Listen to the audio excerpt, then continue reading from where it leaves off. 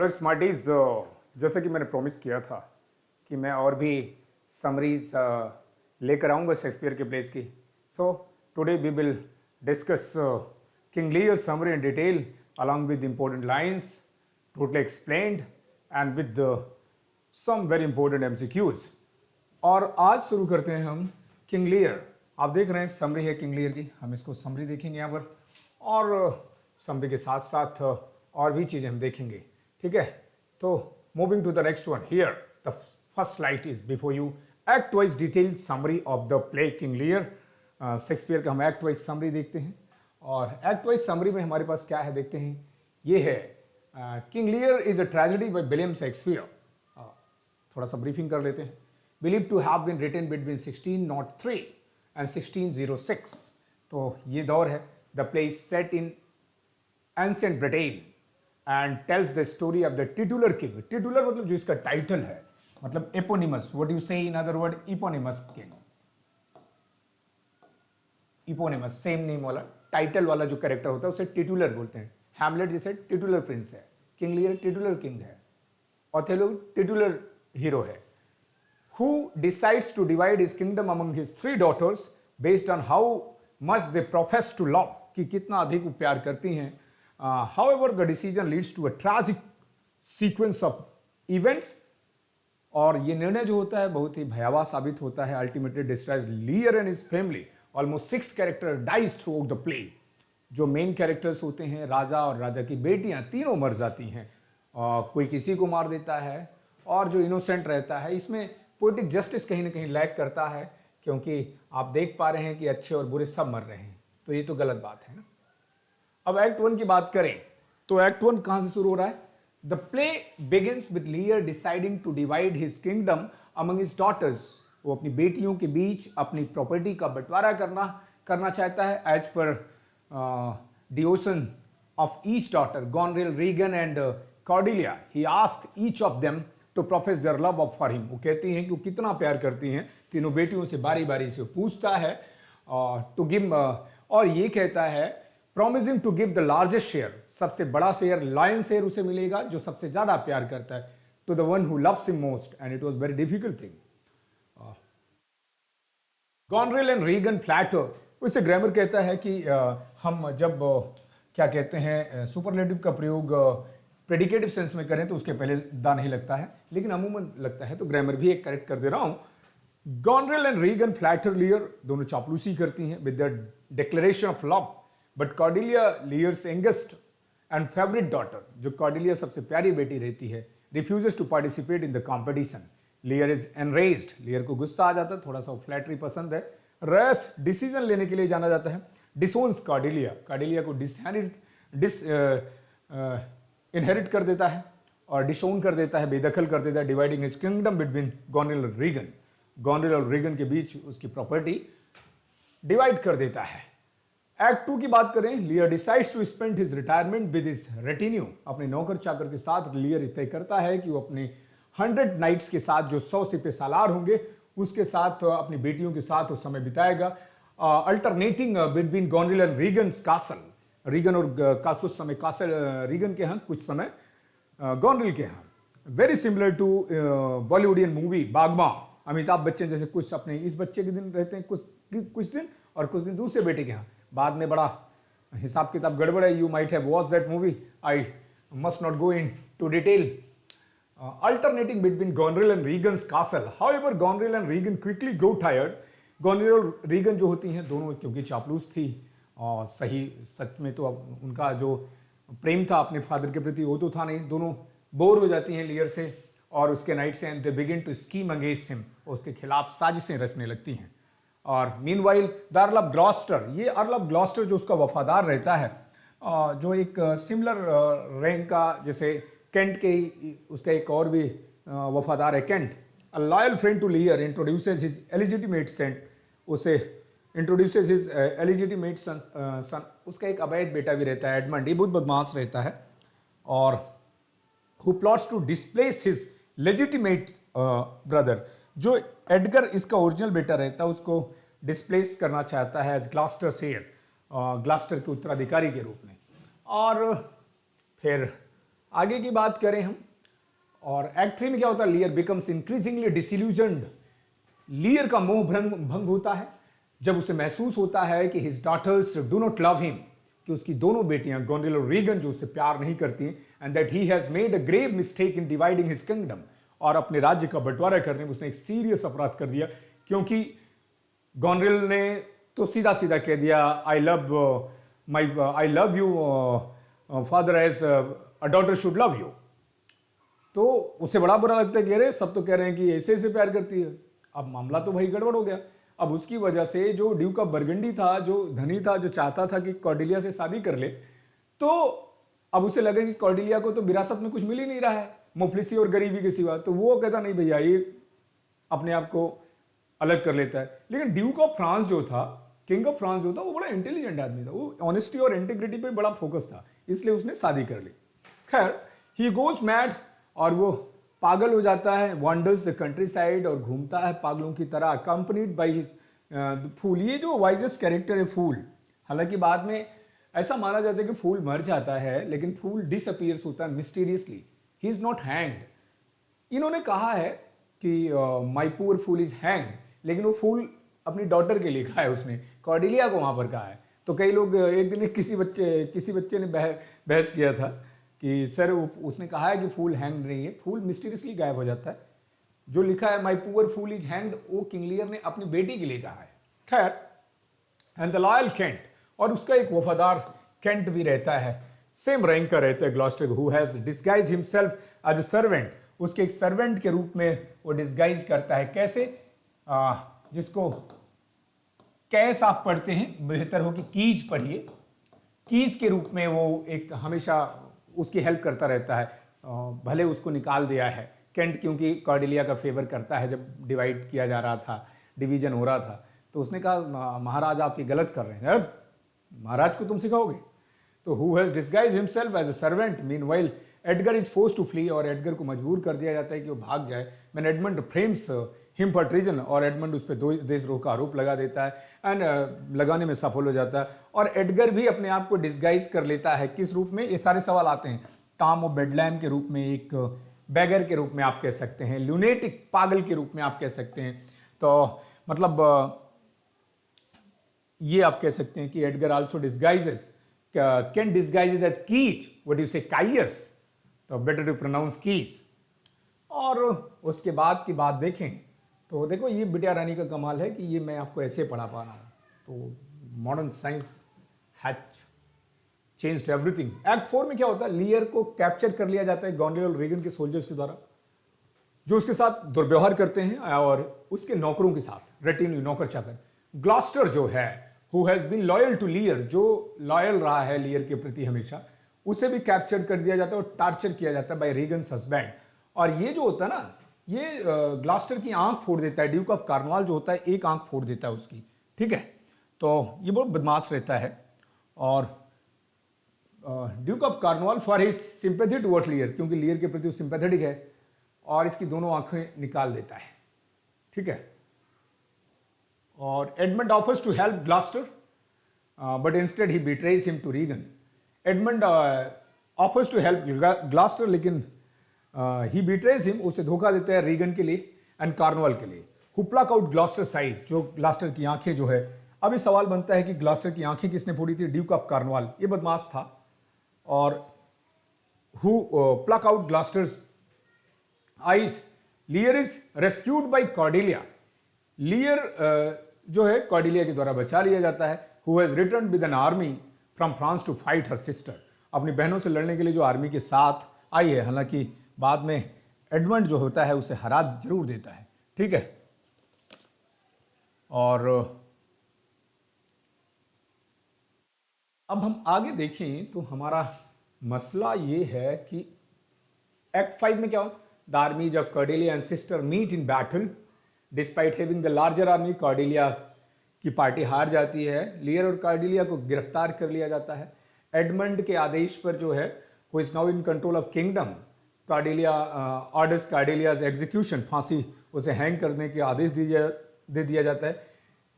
But Lear kills Edmund in a fit of rage, और Lear जो है kills Edmund in a fit of rage. ये जो है मुझे ये फैक्ट जो लगता है, मुझे लगता है कि एडमंड को जो है वो एडगर ने मारा था ना। ये सवाल जो है कहीं ना कहीं मुझे लगता है थोड़ा सा यहाँ फैक्चुअल मिस्टेक हुई है, तो let me rectify. Edmund was killed by Edgar, not लियर। According to Shamu, he accuses him. और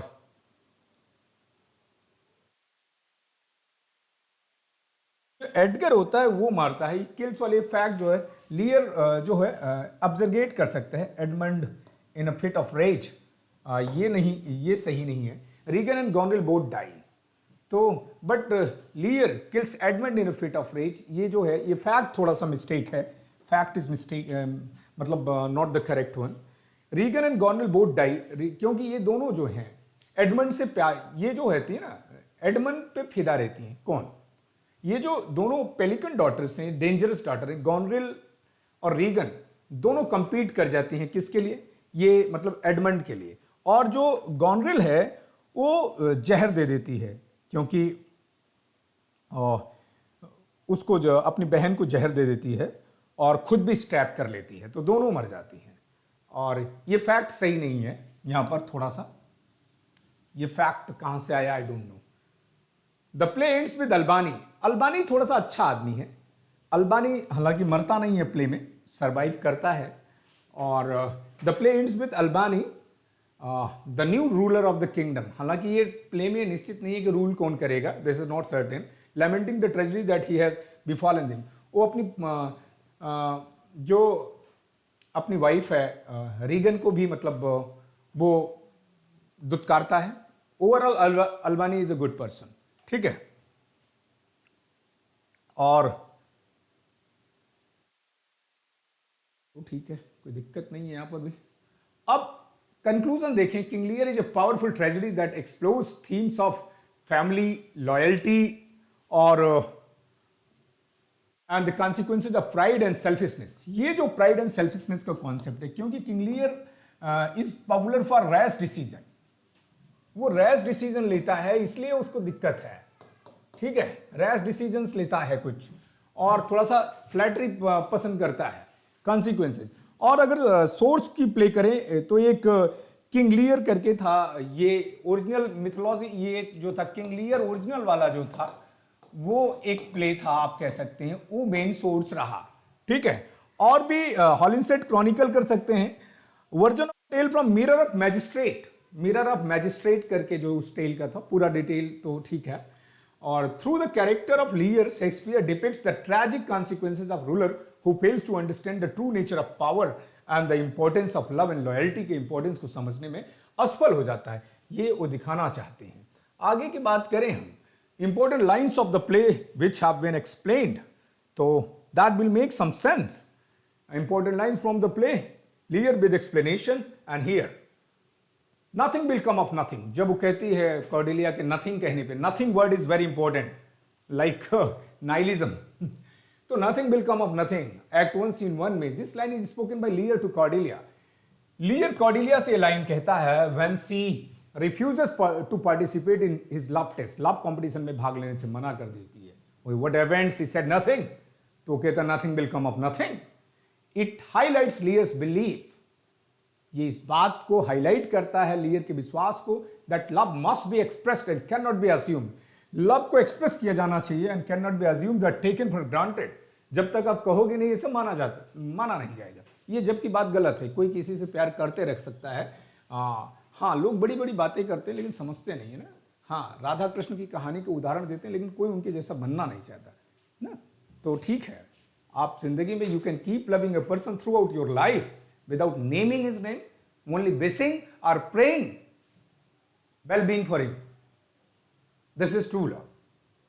You cannot find it concretely correct just to keep pining for a lady by being behind the bars in the movie Bir Jara. That is practically not possible. That is only possible in La La Land. Be practical. Okay, I was getting philosophic, so I must avoid being philosophic. It also foreshadows the idea that Cordelia's silence will lead to her being disinherited. क्योंकि Cordelia खामोश है और इसकी वजह से उसे बेदखल कर दिया जाएगा एंड अल्टीमेटली टू लियर्स डाउनफॉल, और वो लियर के डाउनफॉल का कारण भी बनता है। और यहां पर और भी इंपॉर्टेंट लाइंस हैं साहब, इसके अलावा कुछ आएगा नहीं एग्जाम में, इतना जान लो तो सब कुछ जान लिया। यू मस्ट, अगर आप देखो, it's very difficult to go through all the plays of Shakespeare. Shakespeare के सारे प्लेज आप पढ़ेंगे या कोई स्टूडेंट पढ़ेगा तो ये बहुत टफ काम है, यू इनफैक्ट कोई पढ़ता नहीं है। 4-5 और आपको समरी लेकिन सबकी पता होना चाहिए, मेन कैरेक्टर सबकी पता होना चाहिए। जैसे एक टीचर हुआ करते थे, अभी भी हैं, वो कहते थे पैराडाइज लॉस्ट पढ़ने के लिए पहले बाइबल पढ़नी पड़ेगी। मेरे नजर में वो सबसे बकवास काम है। पैराडाइज लॉस्ट मुझसे पढ़ो, मतलब 20 मिनट में समरी बता दूं, वहीं से आ जाएगा एग्जाम में। पूरा बाइबल पढ़ने की क्या जरूरत है? हाँ, अगर आपको शौक है तो आप पढ़िए, that's good thing. Reading Bible is not bad thing, reading any scripture is not bad thing, not to speak of Bible. You must go through first Gita first. Go through as many times as you can, because that is one of the best emotional book ever written in any world, any part of the world. दुनिया की सबसे महत्वपूर्ण motivational book का नाम the Gita है। अगर दुनिया में कभी भी लिखी गई, उससे बेहतर कोई मोटिवेशनल बुक नहीं हुई। आप पढ़िए और समझिए। उसमें आजकल तो हिंदी अंग्रेजी वर्जन, अगर आप अंग्रेजीदा हैं, अंग्रेजी पसंद करते हैं, तो उसका मतलब दूसरा वर्जन भी है, अंग्रेजी वर्जन भी, सिंपल, वहां Sanskrit, then Hindi, then English वाला भी आता है। Recently I was gifted with one of my students and that is still I have that blow winds and crack your cheeks, raise blow like 3 scene 2. This line is spoken by Lear during a storm and it reflects his mental state. ये उसके मनोदशा को reflect करता है जब वो धीरे धीरे पागल हो जाता है and begins to lose touch with reality. वो मतलब वो वास्तविकता से उसका संपर्क टूट जाता है। The line also serves as a metaphor. ये मेटाफर के रूप में काम करता है for the chaos and turmoil that Lear has brought upon himself. जो परेशानियां, मुसीबतें लियर पे आई हैं खुद, by dividing his kingdom and rejecting Cordelia. तो ये बात है, तो ये सारी चीजें हैं। Moving to the next one, we will go here my dear. What a line! How sharper than a serpent's tooth it is to have a thankless child again king Lear. मतलब थैंकलेस चाइल्ड होना कितना खराब बात है। देखिए act 1 scene 4, this line is spoken by Lear when he realises, जब उसे एहसास होता है कि उसकी 2 एल्डेस्ट डॉटर्स जो हैं गोंडोल और रीगन हैव बिट्रेड हिम, उसको धोखा दे दी हैं। It highlights the pain and betrayal of Lear feels at hands of those he has trusted and loved the most. अगर कोई आप पे विश्वास कर लेता आपके झूठ पे ना, तो अपने झूठ पे मत इतराना दोस्त, उसके इनोसेंस पे इतराना। समझ रहे हैं? क्योंकि once your trust is breached throughout your life, that can never be filled up, that can never be repaired. Hands of those he has trusted and loved the most, and it serves as a warning about the dangers of greed and ambition. और एक warning के रूप में सब काम करता है जो dangers of greed and ambition है। Moving next, when we are born we cry that we have come to this great stage of fools. Act 4 scene 6 में लाइन है, और ये इंपॉर्टेंट लाइन्स हैं। मैंने वैसे तो it was very difficult to pick lines, लेकिन जो इंपॉर्टेंट है मैंने कोशिश करी कि चुन ली। This line is also spoken by Lear when he encounters the blinded Gloucester. जब ग्लास्टर को किसने मर्डर किया था? ग्लास्टर को नहीं, मर्डर मतलब अंधा, तो ड्यूक ऑफ कॉर्नवाल ने किया था। दरअसल क्या था, ट्रेटर उसे मतलब रीगन क्या करती है, रीगन जो होती है ग्लास्टर को बियर्ड को नोचती है, दाढ़ी को नोचती है गुस्से में, और उसे ट्रेटर कह करके, रीगन जो है ट्रेटर कह करके उसे नोचती है, और उसके बाद कार्नवाल जो होता है उसकी आंखें निकाल लेता है। ऐसा करने पे जब क्या कहते हैं उसका नौकर जो विरोध करता है, तो रीगन उसको भी मार देती है। ठीक है, तो ये आपको ध्यान रखना है।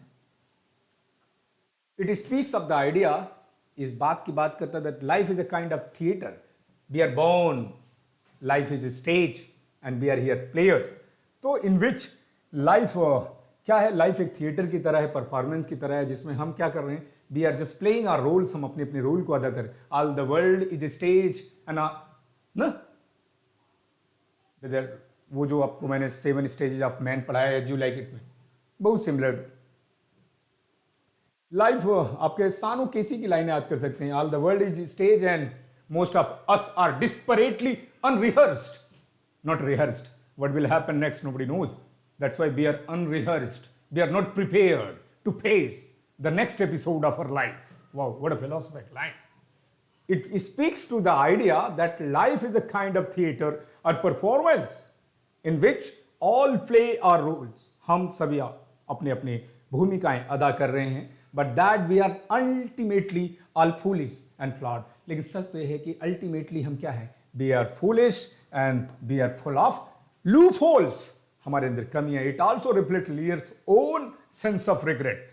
ये लियर की खुद को कंपंक्शन को व्यक्त करता है और सेल्फ अवेयरनेस को व्यक्त करता है as he recognises the mistakes he has made in his life. जब वो अपनी गलतियों को जानता है कि no I committed a blunder.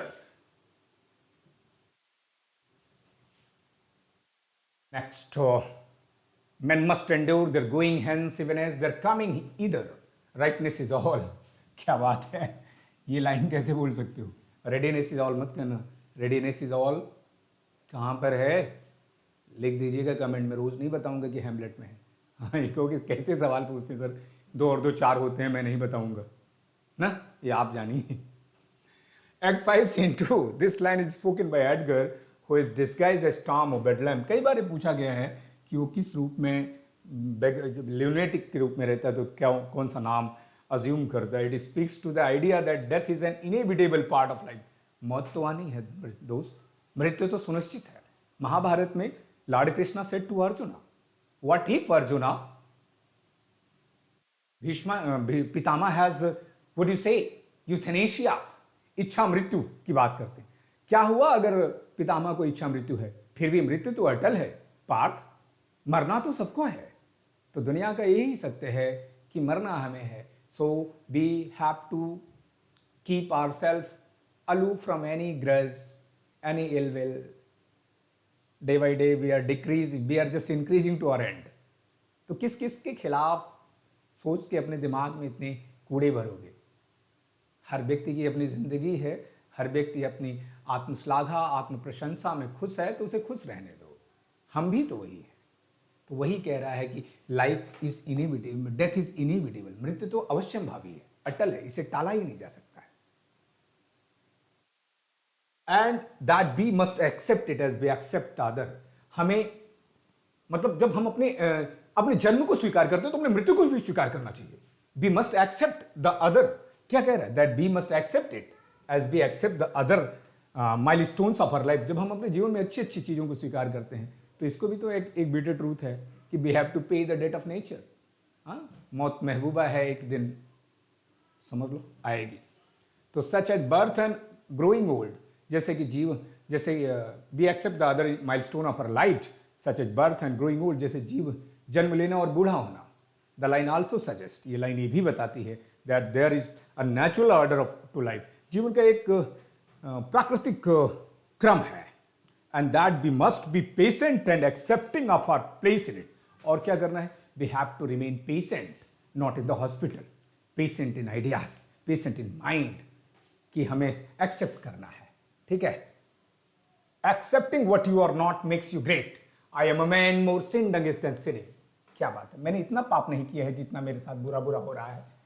ये शेक्सपियर का ये लाइन एक्चुअली किंग लियर का है, लेकिन ये अगर टॉमस हार्डी के टेस्ट डी अर्बरबिल्स में पूछे तो वो बात टेस्ट पे लागू हो जाती है. अगर ये बात ट्वेल्थ नाइट में कैरेक्टर पे लागू होगी तो वो मेलवोलियो पे लागू हो जाता है. तो ये सवाल अगर बन जाएगी अगर who is more sinned against than sinning in the twelfth night, तो वहां आंसर किंग लियर नहीं होगा, वहां पर मेलवोलियो हो जाएगा. अगर नोवेल में आएगा टॉमस हार्डी की who is more sinned against than sinning in the novel, तो वहां पर टेस्ट हो जाएगा. तो अलग अलग चीजों. Act 3 Scene 2, this line is spoken by Lear as he laments the way, क्योंकि वो लैमेंट कर रहा है वे his daughters have treated, उसकी बेटियों ने उसके साथ दुर्व्यवहार किया है. It highlights the idea that Lear sees himself as a victim of circumstances, the puppet in the hands of time, and that he has been betrayed by those who he trusted the most, जिनको उससे सबसे ज्यादा trust किया उन लोगों ने उसे धोखा दिया. However, it also suggests, ये इस बात को बताता है that Lear may be unwilling to take responsibility. Layer जिम्मेदारी नहीं लेना चाह रहा है जो उसने गलतियां की है, no doubt own actions, and that his pride has contributed to his downfall, कि उसका प्राइड और रैश डिसीजन उसके पतन का कारण बना है. इस बात को स्वीकार नहीं करना चाह रहा है. ऐसा भी हो सकता है. It is our instant, O reason not the need, our best beggars, our basest beggars are in the poorest thing superfluous. Act 2, Scene 2. The line is spoken by Lear when he becomes angry with his daughter for not providing him with enough knights to accompany him. ठीक है? It highlights the theme of wealth and privilege and suggests that even those who are considered the lowest in society, ऐसे लोग जो जीवन में lowest माने जाते हैं सोसाइटी में, may have a better understanding, उनकी भी समझ थोड़ी बेहतर हो सकती है अब what is truly important in life के जीवन में क्या महत्वपूर्ण है. वो अपने आप को एक प्रकार से कह सकते हो ही इज कर्सिंग हिमसेल्फ.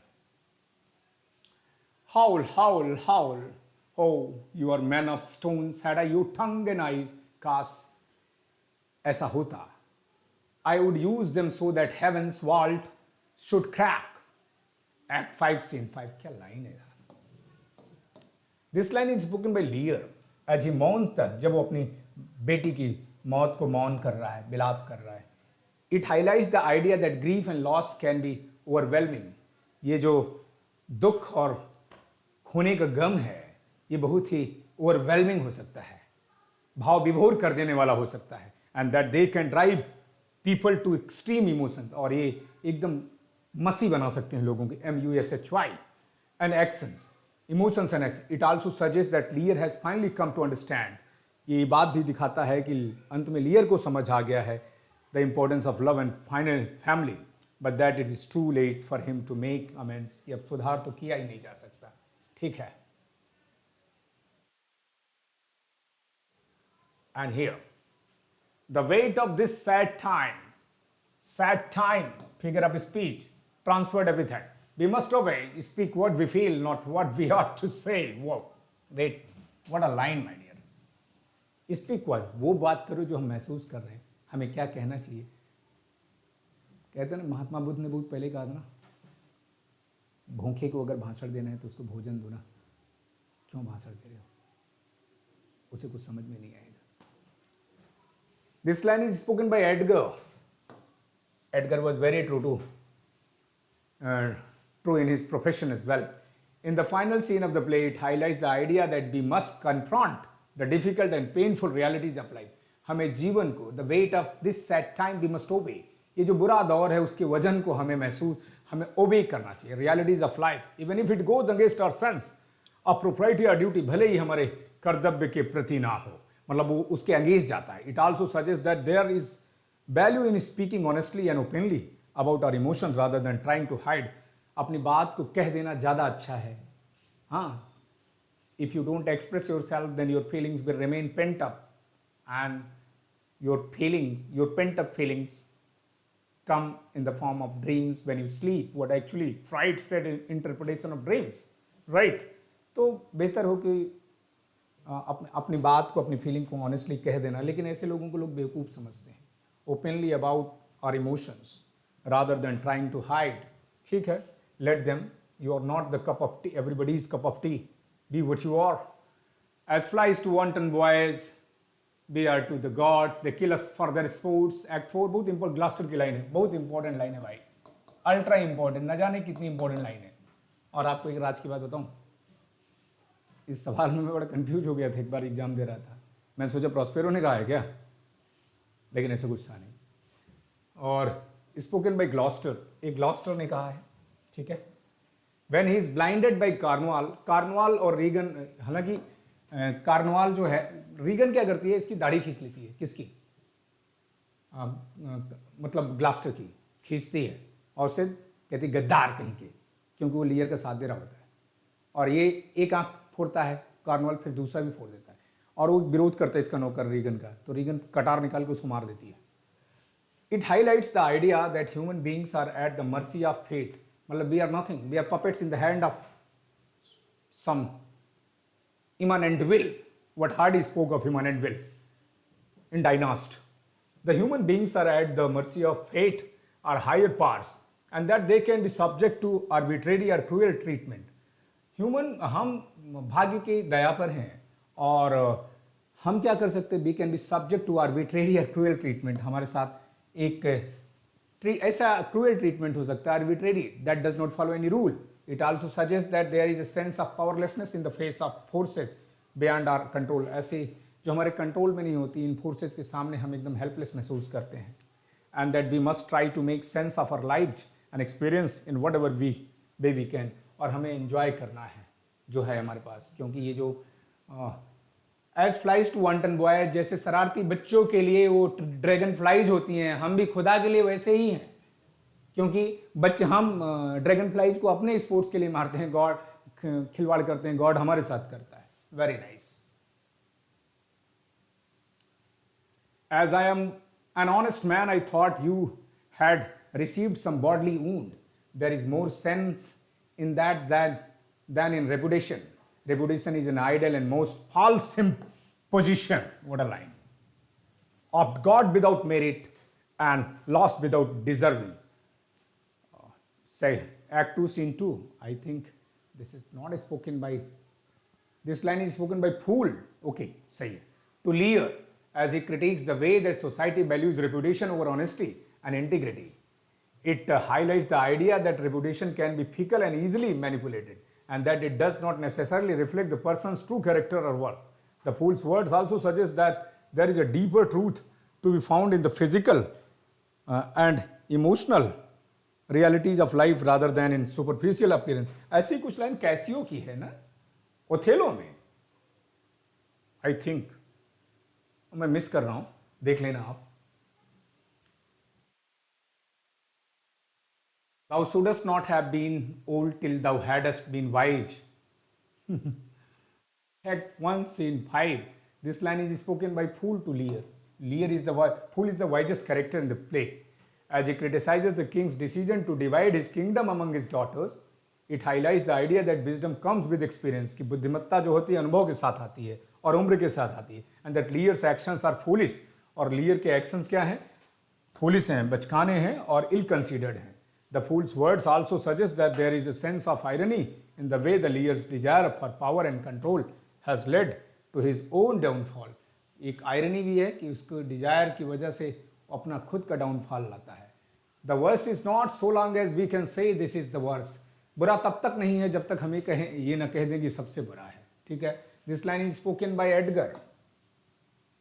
ठीक है. This line is spoken by, okay, sorry, I think something is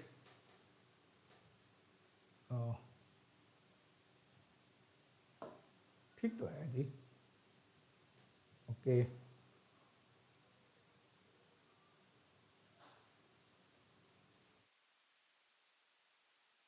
क्या हो गया यार,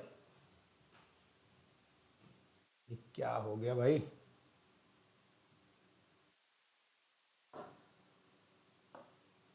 The worst is not so long as we can say this is the worst. Act 4, Scene 1. This line is spoken by Edgar. When he is comforting his blinded father, जब उसको अंधा कर दिया गया, उसको कंफर्ट कर, उसको सांत्वना दे रहा होता है कि बुरा तब तक नहीं है जब तक हम ये न कहें कि ये बुरा है. It highlights the idea that there is always a possibility. मतलब every cloud has a silver lining. समझ रहे ना मामला, समझ लो, दूर तक जाएगी ये बात. Always a possibility for things to get worse. वैसे जब मैं किंग लियर को टेक्स्ट बाई टेक्स्ट पढ़ा, मुझे लगता है, आपको बताऊँ, राज की बात 2016 में पढ़ी थी, टेक्स्ट लाइन बाई लाइन, तो मुझे बड़ा मज़ा आया यार. चार्ल्स लैम ने कहा था this play is unactable. Charles Lamb बहुत अच्छे थे. Charles Lamb said this is unactable play. This is unactable play. या this cannot be staged. ये प्ले ऐसा है कि इतना हार्ट रेंडिंग है, it cannot be performed on the stage. It highlights the idea that there is always a possibility for things to get worse, and that our sense of despair and hopelessness may be premature. Edgar's words also suggest that there is a resilience and strength in the human spirit. हमारे अंदर ये जोश खरोश होता है, even in the face of extreme adversity. मतलब बुरे दौर में भी हमें we have to maintain our willpower. Hold on वाला, लगे रहो. When there is nothing in you but one thing, the will that says to you, hold on. Rudyard Kipling. पढ़ लो साहब, जो बात बताऊंगा ना. Reason in madness. अभी लाइन तो आप याद ही कर सकते हैं. Act 4, Scene 6, this is a line spoken by Lear as he begins to regain, जब उसको होश आने लगता है after his descent पागलपन के बाद से. It highlights the idea that there is a rationality and coherence to madness. ठीक है, पागलपन का भी एक rationality और coherence है. And that even in our most irrational or delusional state, हमारे सबसे अतार्किक और भ्रम वाली स्थिति में भी we may still be able to find some meaning or truth. हमें कुछ मीनिंग मिले, ट्रूथ मिल सकता है. Lear's word also suggests that there is a kind of paradox or contradiction at the heart of human existence, and that reason and madness are not always mutually exclusive. एक दूसरे से अलग नहीं होते हैं. I stumbled when I saw, full of it seem, full of this seem, our means secure us and our mere defects prove our commodities. Act 4, Scene 1, this line is spoken by Gloucester. ये ग्लास्टर कहता है, he reflects on the way, जब इस बात पर मंथन करता है that his blindness had changed his perspective of life. उसके जीवन के नज़रिए को बदल दिया है उसके अंधेपन ने. Highlights the idea that our weakness and vulnerabilities, हमारी कमजोरियां और जो कमजोर चीज़ें होती हैं हमारे जीवन में, can often be sources of strength, वो ताकत का जरिया हो सकती हैं. And that our struggles and challenges can lead us to new insights and understandings. और हमारे struggles और challenges हमें एक नए आयाम दे सकते हैं दुनिया को समझने का. Gloucester's words also suggest that there is a kind of wisdom to be found in adversity. बुरे दौर में भी बुद्धिमत्ता मिल सकती है. And that our failures and mistakes may ultimately prove to be valuable lessons. सही बात है, अगर जीवन में आप सफल ही हो गए हो तो you can never understand the true, you can never enjoy the true pleasure of being a successful candidate if you have never been a failure in your life. Everybody must fail in life just to enjoy something fullest. Books की बात करेंगे, कुछ lines थी, books, important books की बात करेंगे जो King Lear पे आधारित हैं. There are many books that have been written or based on या थोड़ा सा written or based on or inspired by King Lear. Here are a select few. We will speak of only a select few here. And here is the first book, 1,000 Acres, 1991, by Jane Ismaili. ये मोहतरमा जो थी इन्होंने लिखा और इसके लिए इनको 1992 में पुलित्जर प्राइज भी मिला. ये फिक्शन है, नॉवेल है, बता दे रहा हूँ. ये पुलित्जर मिला, पुलित्जर प्राइज भी जीती, आपको पता है. This Pulitzer prize winning novel is a modern retelling of king Lear set in American Midwest. It explores themes of family, power, and betrayal, and is widely regarded as classic of contemporary American literature. में से classic माना जाता है. ठीक है, कोई दिक्कत नहीं है साहब. दूसरी किताब की बात करें, Fool is a novel by Christopher Moore. This comedic novel tells the story of King Lear from the perspective of his court jester, the Fool. It is a satirical take on the original play and offers a fresh and irreverent perspective on Shakespeare's classic tragedy. ठीक है, तो moving to the next one, four books based on King Lear with publication here. The history of King Lear, most important one. ये most important क्यों बोल रहा हूँ वो आप भी जान गए होंगे. हाँ, तो कुछ बताएं. History of King Lear. Oh sorry, I think something is rotten in the state of Denmark. और क्यों भाई? हाँ, the history of king Lear 1681 by Nahum Tate. इसको नेयम में पढ़ता हूं, बाकी आप क्या पढ़ते हैं वो आप जाने. नेयम टेट सही पढ़ना बहुत जरूरी है भाई. हमारे एक सीनियर रहे इलाहाबाद यूनिवर्सिटी में, अब वो एसोसिएट बन के आगे हैं, डॉक्टर बुबीक द्विवेदी सर. मैं उनसे बड़ा प्रभावित रहा उनकी वे ऑफ प्रोनाउंसिएशन से. आई वॉज ऑलवेज, और तमाम चीज़ें उन्होंने मुझे सिखाई भी शुरुआती दौर में. When he used to stay in DJ hostel, तो मैं पहली बार मुलाकात किया था तो एज ए स्टूडेंट मैंने एक शब्द गलत बोला था. वो जो बूफे होता है, मैंने कुछ उसको गलत बोल दिया था. उन्होंने कहा बूफे से इट्स बूफे बेटा. तो सर हमेशा से पहले विदेश में थे, अब आ गए यहाँ. ही इज़ अ ग्रेट, मतलब मुझे लगता है कि he is a language shark not soft. तो Nahum Tate, this play has a happy ending showing Cordelia marrying Edgar and omitting fool. इसमें क्या है, फूल कैरेक्टर को हटा दिया गया है, इसको हैप्पी एंडिंग दे दिया. The play has a happy ending. मतलब नेम टेट ने लगभग 75 साल बाद लिखी ये आप देख रहे हैं, अगर ये 1606 में आ रही है प्ले, तो 1675 साल बाद नेम टेट ने इसको री रोट किया। जैसे कभी हु री ऐसे सवाल बने हु री रोट, तब भी आप यही कहेंगे who rewrote king Lear and gave it a happy ending तो आप बिना सोचे समझे नेम टेट का नाम लेंगे तो आपका आंसर हो जाएगा नेम टेट, जिसको आप नहुम टेट पढ़ते हैं या क्या पढ़ते हैं मैं ये नहीं जानता, बट सही जो है I am letting you know. ठीक है, तो ये चीज़ें हो गई साहब, तो बहुत इंपॉर्टेंट है। और तो ठीक है, किसने जलाई बस्तियां बाजार क्यों लुटे, आगे चलते हैं। और Cordelia's honour by Lois McMaster Bujold 1996, this science fiction novel, ये साइंस फिक्शन है। अरे यार क्या हो गया, देखो ऐसा है ना, तो मामला ये है, दिस साइंस, देखो टेक्नोलॉजी का क्या है भाई, मैं तो टेक सेवी हूं नहीं ना, बट मुझे लगता है कि आप इंसान को टेक सेवी होना चाहिए, जीवन विल बिकम काफी आसान। ठीक है, you must know how to laugh at yourself. Cordelia's honour by Louis McMaster Bujold 1996, this was a science fiction, एक साइंस फिक्शन नॉवेल है जो किंग लियर पे बेस्ड है। Follows the story of Cordelia Naismith, इसमें Cordelia का surname आप देख रहे हैं, a captain in military organization as she navigates complex political intrigue and betrayal। तो इस तरीके की चीजें यहाँ पर भी हैं, हाँ, betrayal and all।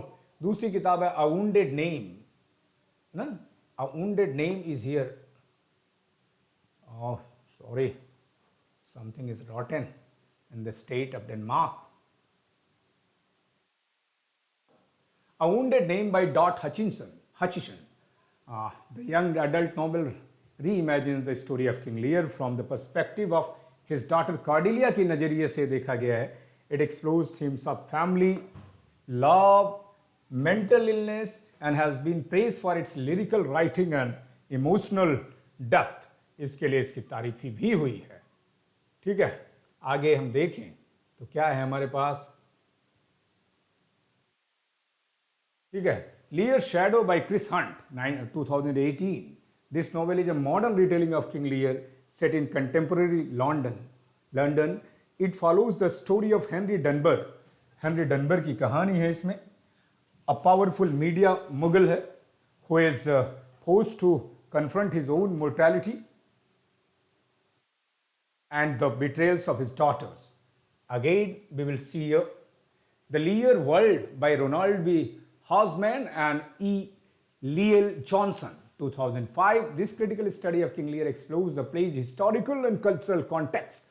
ऐतिहासिक और सांस्कृतिक पृष्ठभूमि या संदर्भ को देखती है, प्रसंग को देखती है, ये एक्सप्लोर करती है, as well as its themes of power, family and madness। It offers insights into the play's enduring relevance and influence on literature and popular culture। King of Infinite Space by Lindsay Fay, 2018। This mystery novel is a modern retelling of King Lear set in New York City। It follows the story of Timothy Dane, a wealthy tech entrepreneur की spelling पूछता है, entrepreneur नहीं, as he struggles to maintain his grip on power in the face of familial betrayal। पारिवारिक जो सगे संबंधी उसको धोखा देते हैं और कॉर्पोरेट ग्रीड की वजह से। ठीक है, MCQs की बात करेंगे तो कुछ MCQs हैं 30 से 40, उसको भी देख लेते हैं। तो आसान है। Who is the tragic hero in king Lear, तो बताने की जरूरत नहीं है ट्रेजिक हीरो कौन है, तो किंग लियर ही हमारा ट्रेजिक हीरो है, कोई दिक्कत नहीं है। नेक्स्ट इसका आंसर है, तो कोई दिक्कत नहीं है। Which of King Lear's daughter remains loyal to him throughout the play, तो अगर आप देखें तो केवल कॉर्डेलिया ही लॉयल रहती है, कोई दिक्कत नहीं है। गॉनरेल रीगन, ये तो दोनों बहुत डेंजरस थी। और मिल्टन की भी तुलना किंग लियर से कर दिया है क्रिटिक ने, थोड़ा सा मैं नाम भूल रहा हूँ उसका बस, और ये हो गया आपका। देखें नेक्स्ट, देखें who is Edmund's father in king Lear, Edmund का फादर कौन है, तो कौन है आपको बताना है। किंग लियर, ग्लास्टर, केंट, ओशवाल्ड, तो ये कौन है भाई, ये आपका ग्लास्टर है। ठीक है, और उसके बाद आगे देखें what is the name of character who helps लियर, ये थोड़ा सा स्पेस रहेगा, इन द स्टॉर्म, वो कौन सा कैरेक्टर है जो हेल्प करता है, तो ये एडगर, केंट, फूल और ग्लास्टर, तो आप पाएंगे केंट हेल्प करता है, तो केंट हेल्प करता है, कोई दिक्कत नहीं है। आगे की बात करें हम, who kills Edmund eight the end of the play, तो जैसे उसमें एक लाइन आ गया कि रेज में वो नहीं करता बल्कि एडगर से द्वंद्व होता है, तो एडगर करता है, तो यहाँ पर your answer is Edgar and here is your answer Edgar. और what is the significance of fool in king Lear में फूल का क्या महत्व है, he provides comic relief throughout the play, बात सही है। He acts as a voice of reason and wisdom, ये बात भी सही है। He represents Lear's inner turmoil and madness, ये बात भी सही है, मतलब सब सही है भाई, ठीक है। आगे की बात करें हम, what happens to Cordelia at the end of the play, she is hanged, she becomes queen of king England, she dies, she marries Edgar, ये तो उस पर नेम टेट वाले प्ले में है। He reconcile with her sister, ऐसा होता नहीं, she dies, in fact she is hanged at the order of Edmund, she is hanged, she is hanged my dear, ठीक है, तो ठीक है, कोई दिक्कत नहीं है। आगे देखिए हम क्या है हमारे पास, next we have which of the following theme is not present in king Lear, power, betrayal, love, madness, power, betrayal, madness है, लव भी है लेकिन love in not, love is not a major, love is, क्योंकि Edmund और Edmund से Goneril और Regan दोनों फिदा हैं उस पर ना, तो is not a major theme, is not a major theme. बाकी लव है, मेजर थीम नहीं है बट लव तो है थोड़ा बहुत, वो लव आप उसको मत कहिए, तो love is present in the play but not as a major theme, ठीक है। Who is the first character to die in king Lear, और पहला कैरेक्टर कौन है मरने वाला, तो आप कहेंगे who is the first character to die in king Lear, act 3 scene 7 में डाई करता है, कौन करता है, रीगन का हस्बैंड। रीगन का हस्बैंड कौन है, रीगन का हस्बैंड कौन है भाई, कार्नवाल, रीगन का husband, husband of Regan, Regan's husband, Regan's husband बहुत बदमाश है, यही आंख फोड़ता है। In act 3 scene 7, got it my dear, याद कर लेना, ड्यूक ऑफ कॉर्नवॉल। अगर कोई डाउट रहे तो अपना खुद भी क्लियर कर लेना, क्योंकि मैं अपना रिसर्च करता हूँ, ऐसा नहीं है, कभी कभी नहीं हो पाता यार भाई, कॉर्नवॉल सही है भाई। और who does Edmund scheme against in king Lear, Edmund किसके खिलाफ साजिश रचता है, तो भाई वो ये तो एडगर के खिलाफ ही रचेगा, और किसके साथ, तो ये उसी को देशद्रोह का आरोप लगाना चाहता है, तो उसी का, ये इलेजिटिमेट रहते हैं, लेजिटिमेट रहते हैं, अवैध रहता है, वैध संतान रहती है।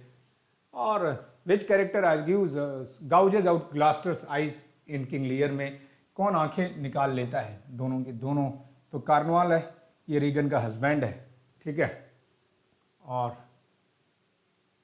उसके बाद तो ठीक है, कोई दिक्कत नहीं है। और यहाँ पर भी आप देखें, और एक मिनट, ठीक है,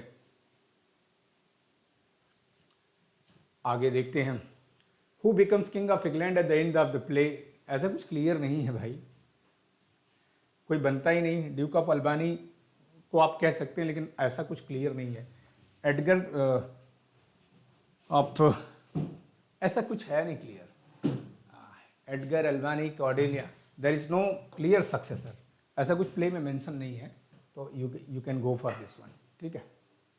और who advises King Lear not to disinherit Cordelia, तो ये तो मतलब दो लोग कहते हैं, बट आप केंट को ज़्यादा मानिए, केंट विल हेल्प यू, क्योंकि केंट जो है वो करता है कि एडवाइस करता है कि ऐसा मत करो, और उसकी वजह से उसे बैनिश कर दिया जाता है। Kent is banished only for this one ना। और उसके बाद की बात करें हम, which character deliver the famous line, how sharper than a serpent's tooth it is to have a thankless child, तो बताने की जरूरत नहीं, अभी इसको एक्सप्लोर कर ही दिया है। और who does Cordelia marry in king Lear, तो कार्डेलिया किससे शादी करती है, तो Duke of Albany, Edgar, Oswald, इसको तो नो वन हो जाएगा, क्योंकि ये ड्यूक ऑफ फ्रांस से करती है ना, किंग ऑफ फ्रांस से करती है, किंग ऑफ फ्रांस से करती है ना, क्यों, और क्योंकि ये ड्यूक ऑफ बर्गंडी उसको वो कहता है अपना betrays his pursuit, Duke of Burgundy जो है ये चाहता तो था, लेकिन ये जो है बेड्राज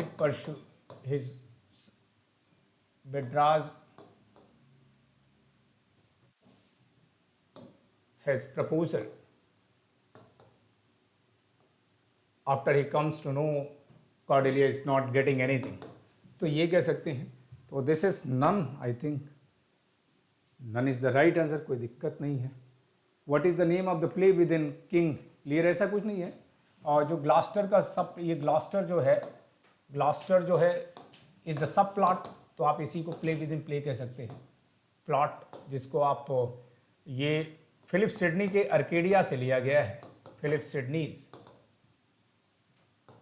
अर्केडिया से आया है, ठीक है। ये सब प्लॉट है, यहाँ ट्रेजेडी ऑफ ग्लास्टर कह सकते हो, that can be the right answer. But बहुत अच्छा सवाल है, अगर आ जाए तो कई लोग फंस सकते थे, खैर अब नहीं फंसेंगे आप। Tragedy of Gloucester is the right answer. Who is the earl of Kent disguised as throughout most of the play, एक पेजेंट के रूप में रहता है। अर्ल ऑफ केंट जो है एक पेजेंट के रूप में रहता है। पेजेंट, उसका नाम क्या है, जिसको आप काइयस पढ़ते हो, बेहतर हो कि इसका प्रोनाउंसिएशन कीज होता है। आप काइयस पढ़िए, कीज पढ़िए, कुछ भी पढ़िए, आप एग्जाम में सही करके आइए बस। Who is the only character to survive at the end of the play? Kent, Goneril, Edgar. हालांकि ये बात सही है कि एडगर सरवाइव करता है, इसमें कोई शक नहीं है, लेकिन एडगर डज नॉट डाई, ये बात तो सही है, लेकिन ड्यूक ऑफ अल्बानी भी नहीं मरता, तो ये सवाल थोड़ा सा विवादम हो गया। ड्यूक ऑफ अल्बानी ये अच्छा रहता है, आप कह सकते हो।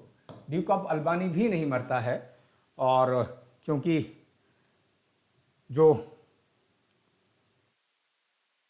गॉनरिल का हस्बैंड रहता है, who is the only character to survive, तो एडगर, आप इसमें से ऑप्शन के अकॉर्डिंग तो एडगर कर लीजिए। वैसे Duke of Albany is also the right one, but वो ऑप्शन में नहीं है हमारे। What is the name of the character who is loyal to Lear but is eventually hanged for, वैसे लायल केंट रहता है, लायल फूल भी रहता है, ग्लास्टर को भी आप लायल कह सकते हैं, लेकिन हैंग्ड केवल यही हुई है, तो आप यही कह सकते हैं। वैसे लायल तो केंट भी रहा है, फूल भी लॉयल ही रहा है। हालांकि फूल को हैंग किया जाता है कि नहीं किया जाता, फूल डिसअपियर्स मिस्टीरियसली। एक्ट 5 में जो किंग लियर कहता है my poor fool is hanged, ये जो my poor fool is hanged जो है, my poor fool is hanged, ऐसा किंग लियर जरूर कहता है, हैंग्ड, लेकिन ये बात जो उन्होंने कही है, ये यहाँ ये उन्होंने कही है कॉर्डेलिया के लिए, ये कॉर्डेलिया के लिए कहा गया है, और किंग लियर ने कहा है, ये ध्यान रहे। नहीं तो पुअर फूल तो कई कई जगह लिखा है कि फूल इज हैंग्ड, फूल मर जाता है आप कह सकते हैं, क्योंकि उसके बाद कुछ पता नहीं चलता, तो यही है। और ये विचार करता है, एक बार अपना मरने के लिए खुद सोचता है, ठीक है। Who kills Regan in Lear, अब ये रीगन को कौन मारता है किंग लियर में? अब क्योंकि गॉनरिल ईर्ष्या करती है। गॉनरिल क्या करती है? गॉनरिल जो है मोहब्बत कर रही है, किससे? गॉनरिल जो है एडमंड से हिसाब किताब सेट कर ली है, अपने पति को धोखा दे रही है एडमंड से, और गॉनरिल हिसाब किताब इससे लगा रही है। ये भी एडमंड जो है ये रीगन से भी हिसाब किताब इसका है। अब दोनों में कंपटीशन हो जाता है, तो गॉनरिल क्या करती है? जहर दे देती है, उसके बाद उमरती है, लेकिन जहर दे देती है और खुद को स्टैब कर लेती है। ध्यान रहे, Goneril poisons Regan and stabs herself, खुद को चाकू मार लेती है। तो who kills Regan in king Lear, तो ऑब्वियसली आप गॉनरिल पे जाएंगे, और गॉनरिल स्टैब्स हरसेल्फ, गॉनरिल खुद को स्टैब कर लेती है, ठीक है। What is the name of Lear jester, उसका नाम क्या है? उसका लियर के जेस्टर का नाम द फूल ही है, और क्या नाम रहेगा भाई, ठीक है। Who does Edmund trick into fighting Edgar in King Lear, वैसे ग्लास्टर को कान भरता है, ग्लास्टर को ही आप कह सकते हैं, ठीक है। तो ये भी हो गया, थोड़ी सी थकावट महसूस हो। Which of the following is not a major theme in king Lear, King Lear में मेजर थीम कौन सा नहीं है? तो पावर, बिट्रेयल, लव, रिवेंज। देखिए अब देखो, अभी आपने कहा कि सर लव नहीं था, फिर अभी कहेंगे, तो मुझे लगता है कि मेजर थीम जो है वो रिवेंज भी नहीं है मेजर थीम। तो ये तो तीनों में डिग्री ऑफ एक्यूरेसी के अकॉर्डिंग आप रिवेंज जाएंगे। लव भी नहीं है, ये बात भी सही है, लेकिन लव है कम से कम थोड़ा सा। पावर, बिट्रेयल, लव है, लव की तो बात कर रहा है डिमांड, लेकिन अलग अलग सिचुएशन में मीनिंग हो गई, तो यहां पर रिवेंज होना चाहिए आपका answer. Revenge, while there are elements of revenge in the play, it is not a major theme. Revenge के हैं, लेकिन क्योंकि रीगन क्या कर रही है, रिवेंज ही तो ले रही है, लेकिन बस मेजर थीम नहीं है. Who is the eldest daughter of king Lear? तो एल्डेस्ट कौन है भाई? Goneril, Regan, Edmund. तो ये तो it is the easiest one. आप कहो कि एल्डेस्ट डॉटर कौन सी है, तो बैरी, आप गॉनरिल को ही कहिए. आप गॉनरिल, रीगन, जीआरसी हमने बताया ना, जीआरसी सबसे छोटी, बीच वाली, बड़ी वाली. Goneril is the eldest. GRC याद कर लीजिए. गॉनरिल, जितना आसान दिख रहा है यही पूछ रहे, कई लोग गलत करके आएंगे. Regan, Cordelia. कॉर्डेलिया की अंतिम सिचुएशन जो है बहुत ही मतलब हार्ट रेंडिंग है. ठीक है, आगे. What happens to Cordelia and King Lear? She becomes queen, she is banished, she is killed by Edmund, she marries Edgar. तो she becomes queen, she is banished by Lear, she is killed by Edmund, she marries Edgar. अब ये जो मामला है my dear, ये King Lear से banish कर देता है, निकाल देता है ना. वो हैंग होता तो ऐसी तो बात अलग है. She is banished, right. Who help लियर during the storm in King Lear? कौन हेल्प करता है? तो केंट ही हेल्प करता है. हाँ, वो डिस्गाइज में रहता है. ठीक है. फूल, एडगर, गॉनरिल तो हेल्प कर ही नहीं सकती. वो reveals to Gloucester that Edgar is still alive in Lear, King Lear. तो वो एडमंड ही करता है. ठीक है. Who says the famous line nothing will come up nothing in king Lear? Act 1 scene 1 में ही है. तो यही कहता है किंग लियर ही. ठीक है. Who is Gloucester's illegitimate son in king Lear? Edmund है. ये इलिजिटिमेट सन है, कोई दिक्कत नहीं है. और उसके बाद क्या है भाई? Who ultimately kills Edmund in king Lear? Edgar ही मारता है डुएल में ना, ये ध्यान रखना. Who does King Lear mistake for the most learned जज in is mock trial in king Lear? Fool को आप कह सकते हैं, आप फूल को कह सकते हो. यस. और what is the name of the castle where much of the King Lear takes place? Elsinore तो कहीं और है. विंडसर, एडिनबरा है नहीं. Dover. What is the name of the blinded nobleman who help Lear escape France in king Lear? तो blinded कौन है वो इससे भी आप जान सकते हैं, ग्लॉस्टर. ठीक है. Which character in king Lear speaks of famous line how sharper than a serpent tooth? Repeated question हो गया, my apologies. Does Cordelia marry at the end of king Lear? वो मतलब किंग ऑफ फ्रांस से करती है शादी, कोई दिक्कत नहीं है. और what is the name of the servant who remains loyal to Lear and help him during his banishment? यहाँ हिज और बैनिशमेंट में स्पेस रहेगा. His banishment in king Lear, Oswald, Edmund, तो किंग केंट, तो ऑब्वियसली इट इज केंट, कोई दिक्कत नहीं है. List of characters in king Lear. अब किंग लियर्स के कुछ कैरेक्टर्स की भी बात कर लेंगे. अब थोड़ी क्लास लंबी है, लेकिन आप इसके अलावा कुछ आपको पढ़ना नहीं किंग लियर से, और कुछ आएगा तो फिर कोई नहीं कर पाएगा, परेशान होने की जरूरत नहीं है. King Lear, the protagonist and tragic hero of the play, King Lear is an aging monarch who decides to divide his kingdom among his 3 daughters based on their flattery of him.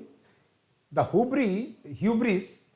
hubris जो है, self arrogance जो है, and poor decision making ultimately lead to his own downfall. Cordelia जो है, youngest daughter of King Lear है.